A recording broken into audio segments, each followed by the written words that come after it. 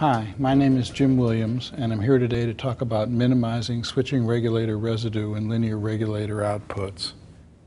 You can download this presentation and more detail in AppNote 101 at www.linear.com. Let's get started. People want to regulate the output of switching regulators with linear regulators to produce nominally a pure DC output. In fact, the output of the switching regulator is composed of switching regulator low-frequency ripple residue along with very wideband harmonic residue associated with the switching intervals of the switching regulator.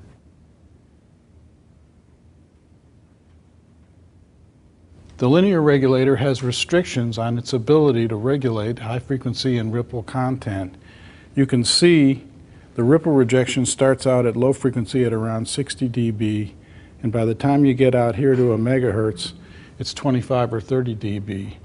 At 100 megahertz, which is where the switching content is, there's almost no regulation at all. What do we do about this? Let's take a look at the first slide in greater detail. First of all, the filtering components have parasitics of their own, series inductance and resistance. Even if you use a series inductor to make the filter capacitor more effective, the parasitic shunt capacitance defeats the purpose of the inductor at high frequency. The regulator has parasitic internal pass basically from everywhere to everywhere, and the output filter components suffer the same problems that the input filter components have. So the monitoring oscilloscope looking across the load sees stuff that you don't want to be there. This is a typical display that you'll see on an oscilloscope. This is the input ripple. This is the output so-called regulated ripple. You can see that the ripple content is down, but the spikes are very much in evidence. If we increase the value of the output filter capacitor, we flatten out the ripple, but the spikes pretty much stay the same. How do we get rid of these things? The secret sauce is to put ferrite beads ahead of the filter capacitors at both the input and the output of the regulator. Here's what happens when you put a ferrite bead in the input of the regulator. You see dramatic reduction below 5 millivolts peak to peak.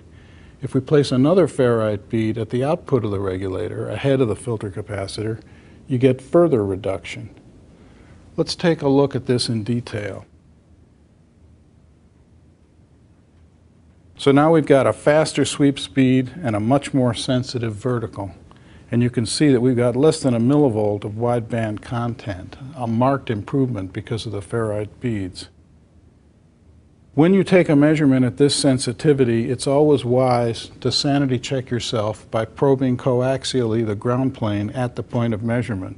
In theory, there should be nothing here. In practice, there's about 100 microvolts worth of common mode residue. That's acceptable in a measurement where the true error amplitude is as high as this is. We get a lot of questions from people about how we measure at these sensitivities, at these bandwidths. Basically, we take a 50 ohm noise limited amplifier and pipe it right to the oscilloscope. We connect the input of the amplifier via a coupling capacitor to the regulator under test. It's essential that this connection chain be made purely coaxially because we're at high frequency at very high sensitivity.